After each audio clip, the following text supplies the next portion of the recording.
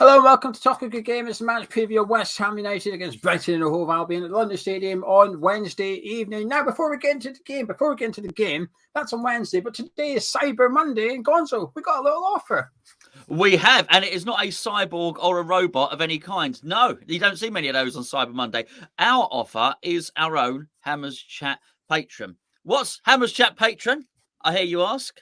Well, Hammers Chat Patron is a way that you can support the channel and support Hammers Chat as we try and grow and basically make this into our full-time job. What do you get back aside from that warm inner glow that you've helped out myself, Geo and Charlie? Well, what you also get is extra content, and lots of it at the moment, to be perfectly honest with you, as well as wonderful discounts to our online store, because actually one of the two of us has a lot of merchandise behind us, which coming up to Christmas is going to be quite a lot of it, which should be really, really interesting if you're looking for Christmas presents for loved ones, or if you're like me, buy Christmas presents for yourself. We have player ratings videos, we have breakfast build-up shows, we have the best podcast in all of the West Hemisphere.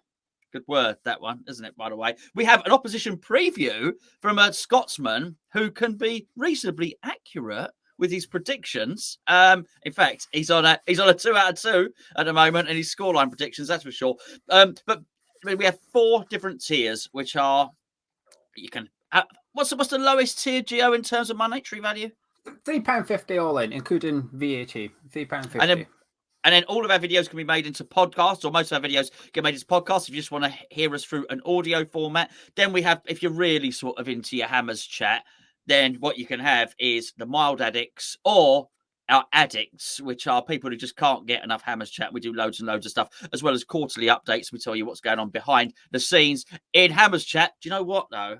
Actually, if your loved one, your mum, your dad, your girlfriend, your boyfriend, whoever is struggling to work out what to get you for Christmas, why don't you say to them, get a Hammers Chat Patron, please? It's an option, right, Gio? Yeah, what Gonzo forgot to tell you is the offer itself. We're giving you 15% off if you sign up for the year. It's usually 10%, but for today only it's 15%. Links in the description below. Go to patreon.com/Hammers Chat. Massive thank you to everybody that supported us along the way. We're 80% towards our goal, so anything helps us get towards 100%. Much appreciated. Now on to the game, Gonzo. Can I get your thoughts on Brighton, please? Well, Brighton are deceptively crap. Because I thought they were really good, and they've not won in 2 months. And I've been fearing Brighton, but worrying about Brighton coming up. People saying, oh, I've got to watch out for Brighton. And then I had a little look at their form, and they can't seem to win a football match. However, every time I see them play, they look bloody brilliant. I think they drew against Leeds just recently, but they played Leeds off the park. Leeds are an attacking team, but Brighton had twice the opportunities. I went and saw them, I didn't go and see them, obviously, against Liverpool. I think they felt like they played Liverpool off the park, but I think they got a draw out of that game quite possibly. They're a really, really good team. I really like what Graham Potter is doing there. I like his brand of football. I think there's a tactical flexibility about his system in the way that the players sort of move around. I quite like them. I think they're a good team, but evidence would suggest that they're not. I'm going to take form out of the equation for a minute here and look at the season as a whole, which is prior to Sunday's results. I haven't seen the league since Sunday's results. They were sitting 8th in the Premier League. So after Saturday night, they drew 0-0 with Leeds. They were sitting 8th on Saturday night. And so I'm taking that as the point I'm going to make about Brighton. I think they're finally starting to get the results a little bit. I've always been a little bit wary of the Potter hype, because I think Graham Potter has been a bit of a hype manager in the last couple of seasons, if you like, because Brighton do play good football and they're sort of like the XG specialists. You know, they win games on XG. They don't actually win the match, but if you take the expected goals, the data, they win 2-1 or something like that. If you look at the expected points tally for the Premier League, they're in the top 4 kind of thing. So they're almost like the XG specialists. So it shows that they do play good attacking football. The brand of football is good, but they're not yielding results.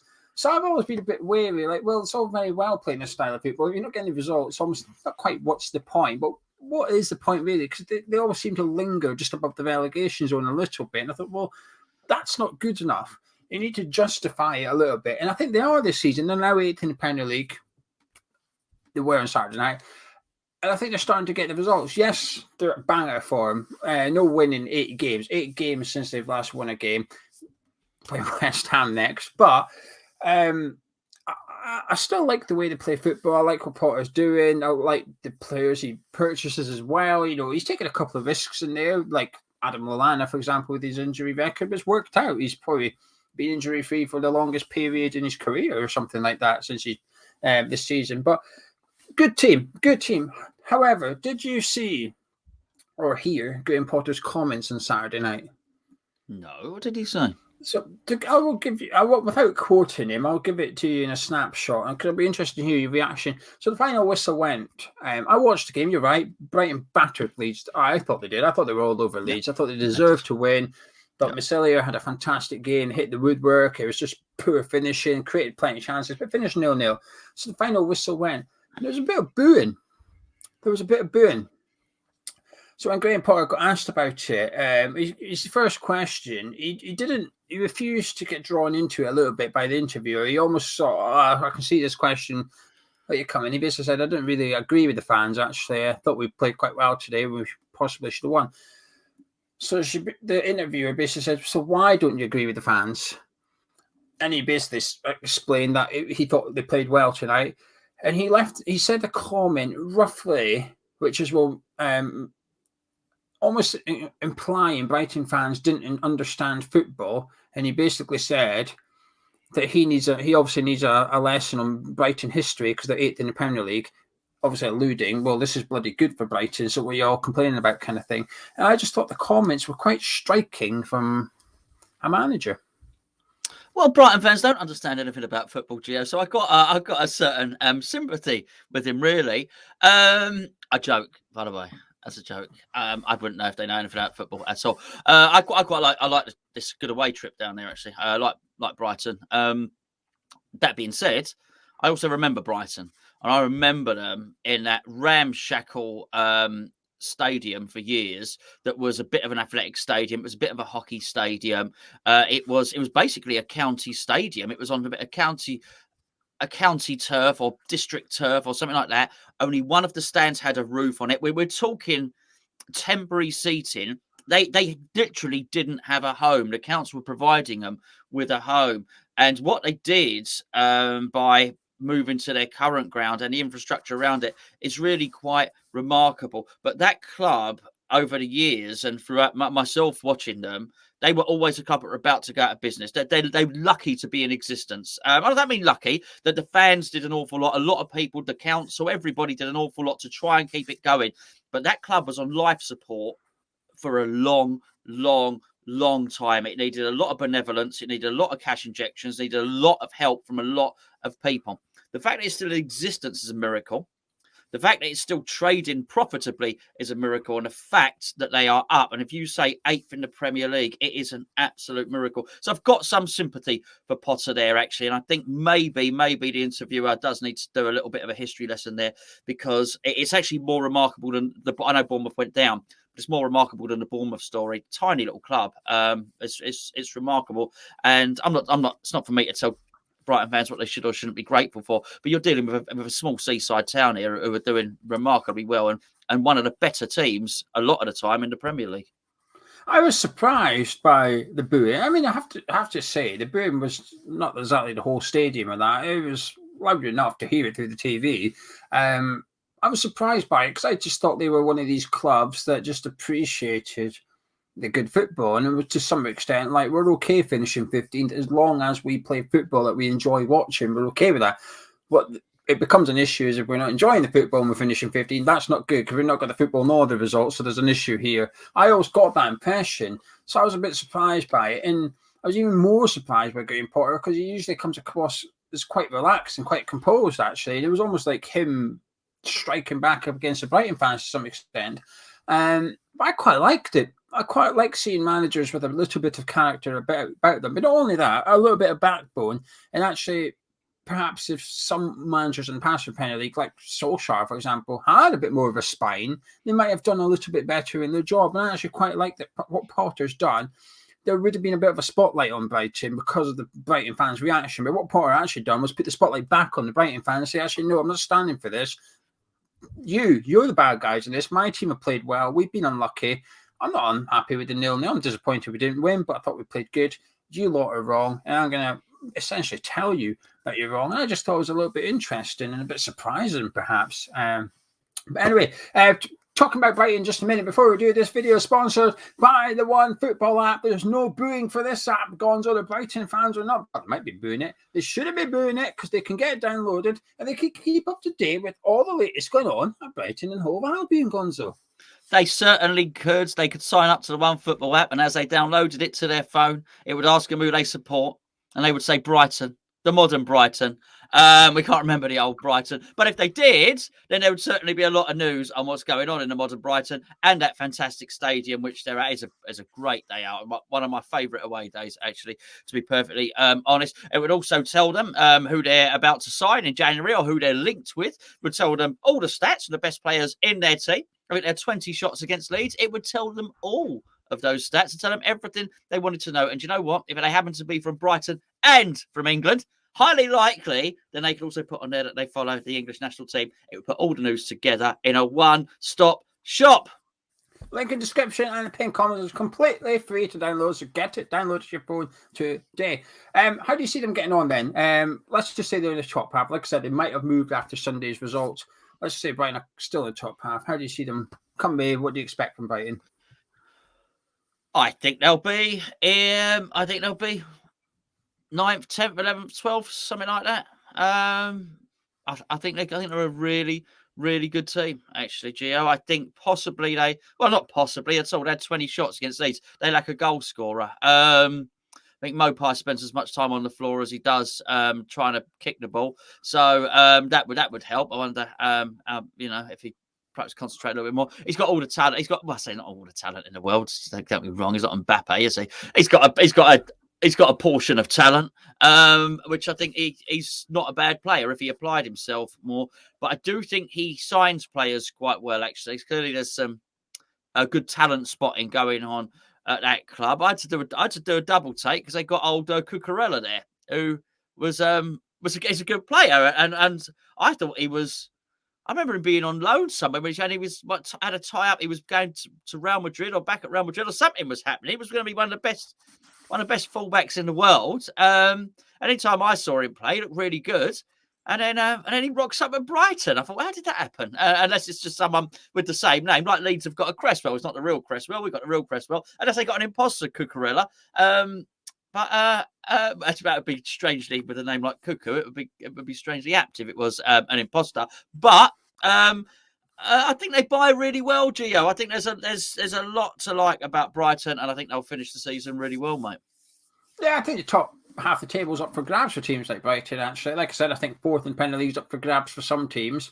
I think top half is as well. There's some contenders that you, at the start of the season, perhaps would have expected to be in the top half, like Leeds United, who currently don't look anywhere near getting into the top half. So there's a couple of spaces in there. Villa as well at the ilk of Leeds. So I think they can get in the top half, playing the football they play. And they always seem to be a couple of good players away from a good team. But it's like that every transfer window. So I don't know what happens. Because like you said, now and again they'll sign a good player. But yeah, it seems like while they strengthen one position, another one somehow gets weaker without selling anyone. Like, I thought Neil Maupay was a good striker for them a couple of years ago. Now I look at him, I think you need a new striker. Despite the fact that Neil Maupay is still there, it's like a merry-go-round. It must be frustrating for Brighton. You saw one position, it's like spinning plates. You finally get one plate spinning, sure. But the one 4 plates ago is finally falling off. You're thinking, go get that one going. There's another one again. But yeah, good team, good club. I think they'll have a good season as well. Just quickly and finally on Brighton, who's your mayor? Not many really. But I really admire Lamperty or whatever his name is. He's sensational. He's so good. I think he's too good to buy. I think it'd be almost too expensive to buy him. If anyone wanted to.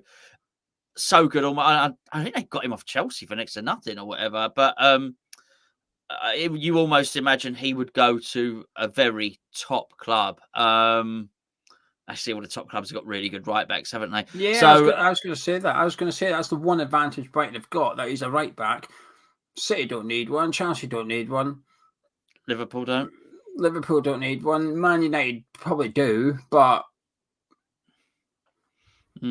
Yeah, but mate, you never know. The new geezer comes in, gets a tune out of Wan-Bissaka, and he looks like one of the best right backs around again. So yeah, I mean, you look at him and you think you ain't getting that guy. No one's getting him for less than 50 million. I look at him and think, well, it's going to be. He's a really, really good player. They've got the original Satsuma in the middle. Obviously now it's Kurt Zouma who's the Satsuma, but I wouldn't mind having Basuma at West Ham, to be fair, so we could have double Satsuma at West Ham would be really nice. He's good. Dunk can be good on his day, but then I watch him sometimes. He's crap. So it's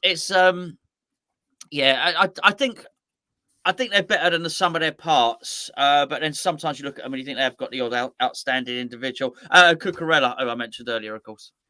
Yeah, 3 players for me. One, Lamptey, for the reasons Gonzo said, just constantly he beats his opponent. I like watching a player that beats his opponent, not just dribbling wise, but in over 90 minutes, a one-on-one battle. Who's going to come out top? He comes out on top nearly every single week. He's a nightmare to play against. I'd hate it. As a left back, I would hate it. If I was Alan Creswell, I'd be making all my booze on my shins a little bit more than it actually was just to get out of playing Tariq Lamptey on Wednesday, because he's a nightmare to play against. The only benefit for West Ham is that Potter is still managing his return to injury after 10 months, and he's having to sub him off. And yet I do wonder if maybe playing midweek is not part of Potter's plan. You might think this is a bit too much. 3 games in 7 days is too much for Lamptey. I'm going to put him on the bench. I will breathe a sigh of relief on Wednesday if Lamptey's not in the team.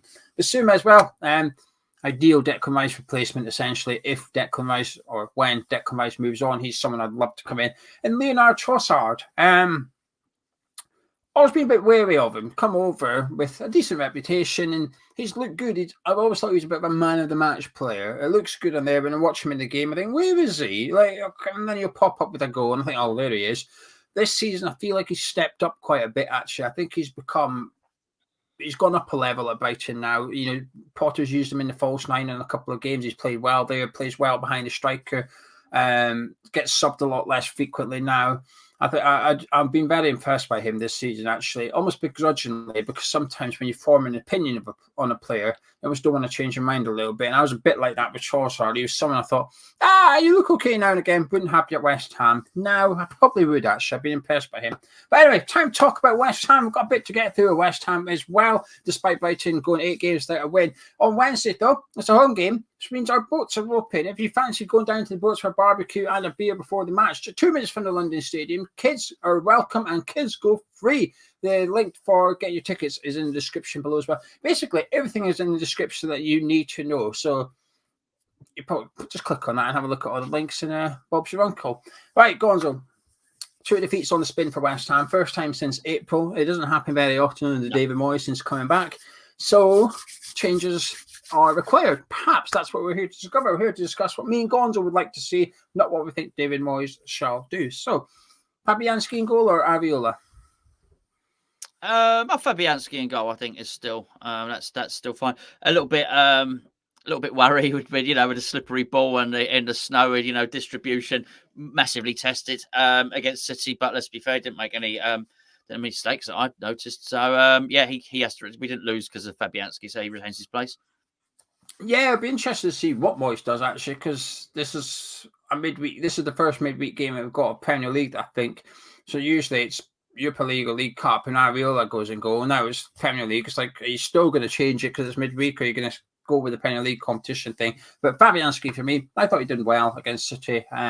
Distribution still frustrating, but apart from that, did really good and made some big saves as well. Now defense. I think we started with a back 3 against City. So someone said to me today, in my comment, you thought it was 4-4-2. Fair enough. I thought it was back 3. Would you like to switch to a back 4? And if so, how would you like to see it line up? Hypothetically, Aaron Creswell's okay for it. Let's just. I think he probably will be. I mean, he's got a sore back, basically, won't he? But he will also be well rested. Aside from that, so I'm pretty sure he'll literally have his feet up the next 2 or 3 days, and I'm pretty sure he'll play. But I want to shake up the team because I think whilst we can't sit here week after week and say, no, winning games and keeping clean sheets means you retain your place. If we believe that to be true, then losing back-to-back games means you lose your place. So obviously we don't have 11 to swap in and out. But I would change multiple players. So in that back 4, I would play Soufal at right back. I'd bring Diop in to play alongside Satsuma, and I would have Cresswell, of course, at left back. Yeah, completely the same for me. Do you feel bad sort of dropping Ben Johnson from your team? No, no, I don't. Ben Johnson's had a remarkable season. Ben Johnson, I wasn't sure at the tail end of last year. I thought it would, if Ben Johnson worked really hard, he could carve out a career as a professional footballer and could be a really good squad player at West Ham. He's exceeded that. He's a first team player now, and he'll continue to be a first team player. But I didn't think he was just going to take the position of Soufal and then play the next 150 games for West Ham, and Soufal won't get back in. No, they'll chop and change, and rightly so. And it's good to have competition for places. I didn't think he had the best game against City, so obviously did a wonderful clearance off the line.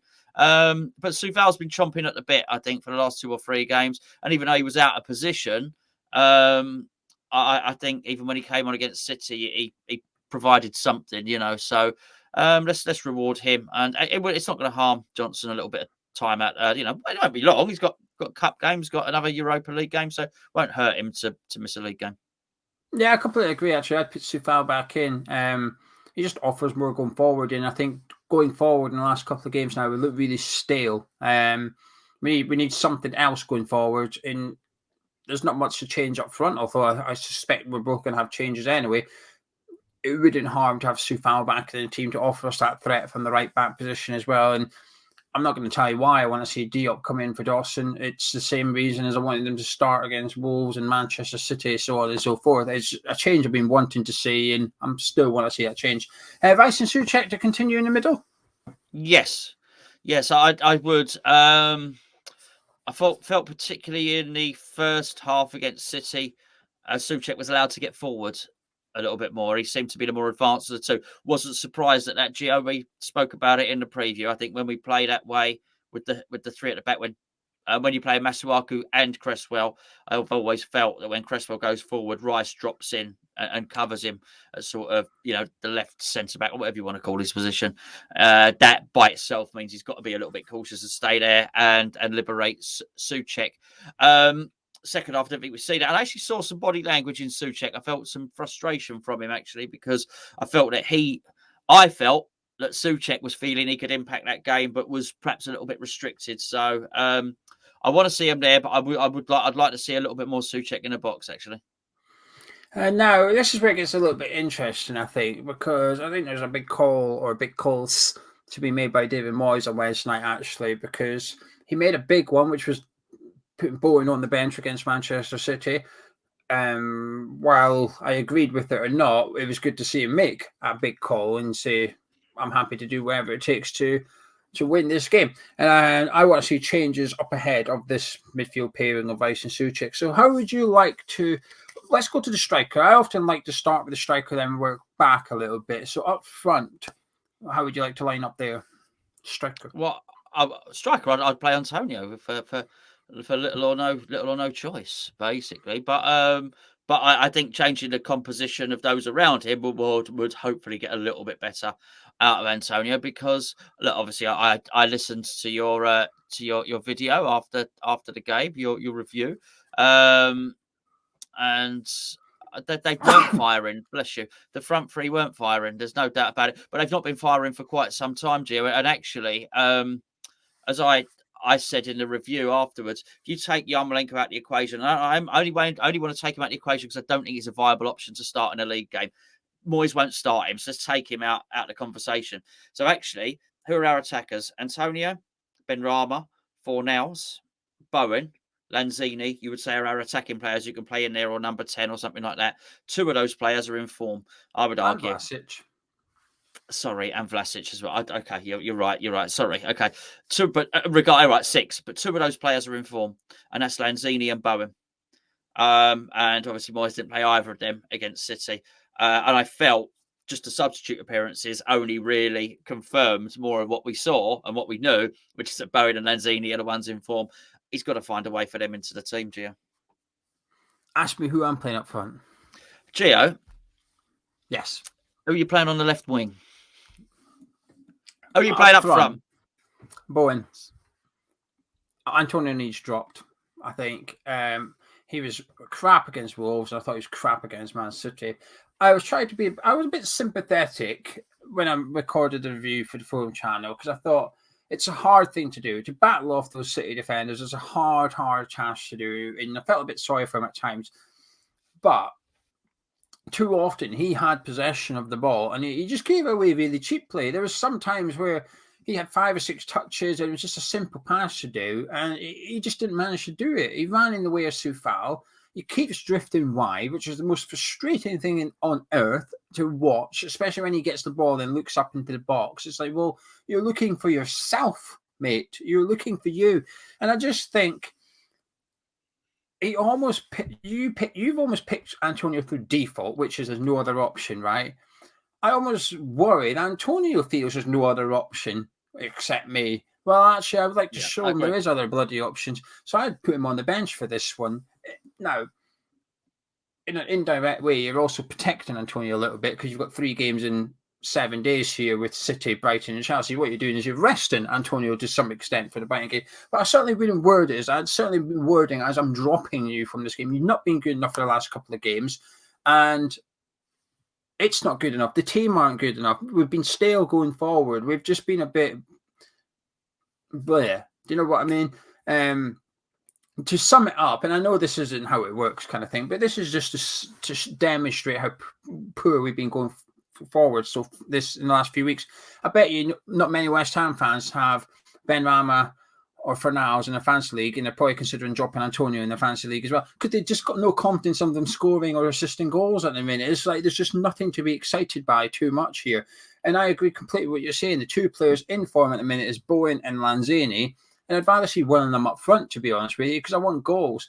It's all very well them 2 doing all the legwork in attacking 3, but when you've got Antonio at the minute, pardon me, who's out of form, a spearhead in your attack, I think Brighton's a good team to play against in terms of counter-attacking football, though, because Brighton will come at you and have a pop at you, which is good for West Ham.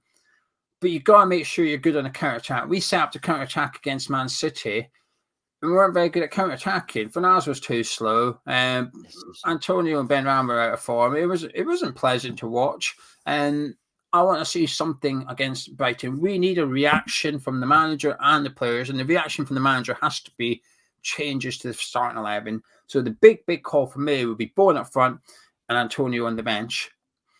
So your front 3, well, I know what you've got. You've got Antonio up front. You've definitely got Lanzini and Bowen in there as well. I'm dropping Fornals. I'm dropping Fornals. I look. I mean, this is the thing. You know, look, we do these videos and we have to pick somebody, and there's no big thing. I'm not, just constantly. Yeah, we seem to have to wade off yourself. The suggestion. Yeah. Sorry, defend yourself. Defend yourself. That. You know, you say you want to drop someone from the team, and you get accused of wanting to sell them and get told everything they've ever done in their whole career. So for the next game, I'd like to sell Fornals. I don't. Next game, I'd like to drop Fornals. All right, he is in a bad run of form, just in the same way that players get in good runs of form. And you have to reward Lanzini. You just have to. And let's be perfectly frank here. It's not like Lanzini is a luxury player. Lanzini tracks back. Lanzini battles. Lanzini tackles. He scored his goal. He made it himself. He tackled Fernandinho, for goodness sake. As he tackled him, he dispossessed him. He won the tackle, won his own tackle, and then he basically nipped it off him, made a little half volley with his interception. And then he scored on the half volley. Basically, Lanzini won the tackle, got the assist, and scored his own goal. Right, so that's what he did. So let's just put that out there. That he's not just a luxury player. He's we also need it. The possession was we squandered possession too often in that game, and we keep doing it as well. And if it's working, you can deal with that. So if Fornals is on form and he's being as energetic as he usually is, being as effective as he usually is, and all Benrahma's dribbles are coming off because that's how he attacks, through dribbling. If they're working and then Antonio's scoring, it's fine. You probably don't need the playmaker in there. when Benrahma's dribbles aren't happening, and he's not, when Antonio's not scoring, when Fornals isn't being effective, you probably do need someone that's going to retain the ball. So let's get Lanzini in there. Yeah, Lanzini is a must for all the reasons you said. I would have Fornals in there with Lanzini and Benrahma because because you dropped Antonio. I've got Antonio or Vlasic left, and that's about it. With Vlasic, I'd be tempted, but while I've been getting more and more impressed by him, he hasn't quite done enough. And Brighton are a damn good team on the ball. You are going to need your 3 attacking midfielders to track back and to chase defenders as well, because they play with wing backs, which causes a bit of a conundrum anyway, as to who marks the wing backs, so on and so forth. So that's why I'm putting Fornals in, more of what he does off the ball rather than what he does on it. And then Lanzini picks himself in a minute, and just Benrahma's got the ability to do something. He's got the ability to do something out of the ordinary, to get that really good assist, get a really good goal. And maybe a bit naively, bear in mind I've just slated Antonio for it, but I've sort of let Benrahma off with the performance against Man City a little bit, because I thought he was on a hiding to nothing in the setup. He was too quick for Fornals. Whenever Benrahma got the ball and ran forward, which he did a couple of times, Fornals couldn't keep up with him on the other side of the pitch. Fornals was 10 yards behind him. So it was almost like by the time he needed to release the ball, there was just nobody to release it to. I just thought, he struggled. There's nothing there for him to work with. But he needs a good performance soon, Benrahma, because you're dropping Fornals, I'm dropping Antonio. There's West Ham fans watching this that would drop Benrahma instead of either of those two. Give it a couple of weeks. If nothing's happening, we'll be saying, well, actually, it's time for Benrahma to get out of the team because he's still not doing it, kind of thing. The attack of West Ham it's just an important game for West Ham. I say important. I don't mean big, as in we need the point. I say important as in we need a performance, and I think certain players need a performance as well. Yeah, it is, because it's sandwiched between 2 really difficult games, and they're not in form, Brighton. And actually, I have to say, I didn't think we were terrible before the snow really started to come down against City. I thought there were aspects to our game which were decent. I thought Antonio's ball to Benrahma early on didn't do him any favours. Really, it was a little bit behind him. And I felt there were a couple of opportunities as well where we could have done something. I know you mentioned it in your own video. I thought Benrahma's shot was weak, but he was still in a good position. Benrahma got into positions a few times in and around the box, and I felt, and that was City. So I feel we can do something against Brighton. I really do. I feel that will take a very small thing to make us click again. I don't think we need much, but it is important, because there is no way. Look, I don't care who you want to mention. David Moyes, Kretinsky, Rob Newman, David Sullivan. There's no way collectively all of those 4 people have not noticed that we need to sign a couple of players. There's just no way. So it is actually really important. It's an important game for West Ham, but it's actually an important game for those players, because there are 3 or 4 players who David Moyes is looking at the moment, thinking, I'm going to replace you. And so, yeah, it's really important for us to get the wins. We don't need 3 games. We don't need 3 defeats in a row in the Premier League. So, but also it's not been so long. Our confidence is not destroyed. We just had a really good result in Europe. So it's one game that was 1 goal deficit, 1 goal in the scoreline. So let's get that right. I think we can. It is important though. I think it's an important game too, because we got beat by Wolves, got beat by Manchester City in the league. We don't want to lose this one, then go into Chelsea on 3 defeats and stuff. The reason I think it's important is because the manager has spoken about having aspirations of top 4. Well, if you are wanting top 4, you've got to win on Wednesday night. This is a must-win game for West Ham if you want top 4 football. But I'm trying to label it as an important one rather than a must-win game per se.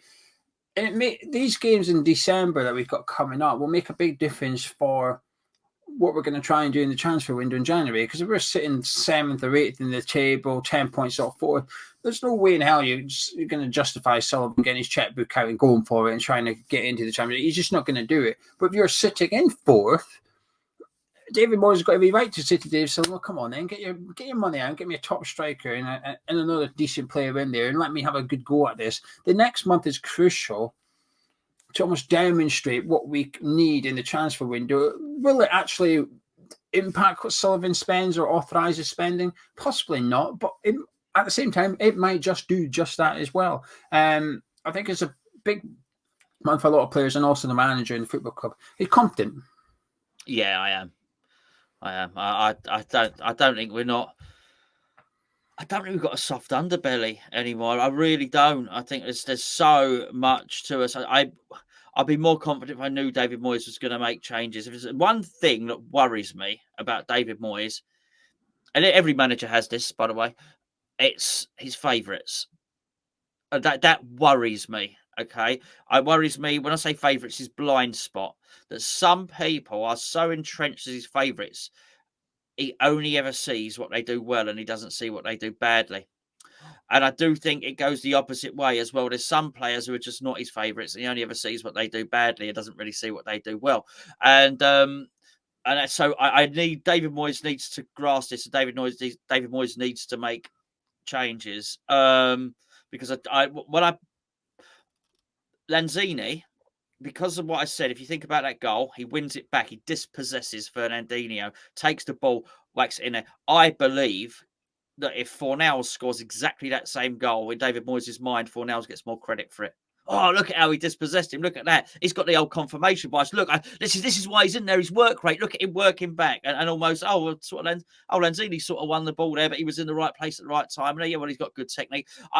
David Moyes needs to make changes, but I think we don't have a soft underbelly. I think he is really motivated. I think they're going to go out. I think him and the coaching staff are really going to make sure I do it. Now, also what we've got back-to-back games in London as well. So this is really important for us. It is going to give us 2 additional days on the training field, I believe, which is going to be crucial, but I am confident. Yeah, the only thing I'll say to counteract your Lanzini argument, I know it was on a hypothetical, but when Moyes' first tenure here, Lanzini was a big part of Moyes' plan. So Moyes used to certainly trust and rate Lanzini and stuff. So it's about getting back there. But to justify your argument is Lanzini should have been in the team before the Brighton game. He should have probably started against Wolves or Man City instead as well. I'm confident too. While I don't think we're creating loads of chances, I thought we played okay against Man City. Disheartened, but I wasn't disappointed. I thought the players worked their nuts off and it wasn't easy conditions to play. I know the conditions are the same for both teams, but it's still difficult conditions to play in with the pitch covered in snow and stuff. And to some extent, I would say it's more difficult for West Ham because that 10-minute spell when it was really chucking down with snow, City just didn't give us the ball. We were chasing shadows in the snow. It's just little things that creep in that you don't pick up on. We couldn't even see I know I'm going off a tangent, I'm just saying it for the sake of it now, but couldn't even see the 18-yard box. And you're thinking, as a defender, how do you know if you can make a foul or not? Because it could be in the box, it might not be in the box. You need to know where the line is so you can take them out or not. But anyway, we're not creating chances. However, Brighton are, but they're not scoring them. And I would almost argue ours is an easier fix. While they're creating the chances, if you ain't got a goal scorer, you ain't got a goal scorer. But with us, we know we've got someone capable of sticking the ball. And then we've actually got a few players capable of sticking it in the net. It's just about getting them in form and the goals will follow. I am confident for this one as well because, like I said, while we got beaten by Man City and beaten by Wolves, we were horrendous against Wolves, won in Europe, went to City, gave a good enough account of ourselves. And while Brighton battered Leeds for the last 5-10 minutes of that game, Leeds were arguably the more dangerous of the teams. And I did sit there watching it thinking, tell you what, the way Leeds played, we play like that. They were just giving the ball to, essentially giving it to Dan James and saying, run. And I thought, we can do that, Ben. Remember, they go side, run. And I just think their style of play suits the way that Moyes likes us to play. And I think we might see a bit of last season West Ham on Wednesday night, which is we'll sit back, give you the ball, and then we'll counter-attack on you. And I think that might actually help us on Wednesday. So with all that said and done, Gonzo, can I get your score prediction, please? Yeah, I think it'll be West Ham 3, Brighton 0. Gonzo's on form for score predictions. I'm not. You are on form. You're on form. I'm off form. Yeah. Oh yeah, you were going to change the 2-1, but you changed the 2-1, and you said in the preview. Yeah, you yeah, said we'd beat Man I City, did. then you Sorry, swapped over. I didn't say it in the preview in the Patreon breakfast. I did change it, switch but over. sorry. And you did switch over. Yes, I am confirming you did that. Thank you. Yes, I'm 2 out of 2. Hopefully, I'll be 3 out of 3 because I'm saying West Ham 2, Brighton 1. I think we're going to win. I'm confident. I'm feeling good, Gonzo. Anyway, you guys at home, if you enjoyed the preview, drop a like and subscribe if you're around here. Simon Gonzo, catch you in a bit.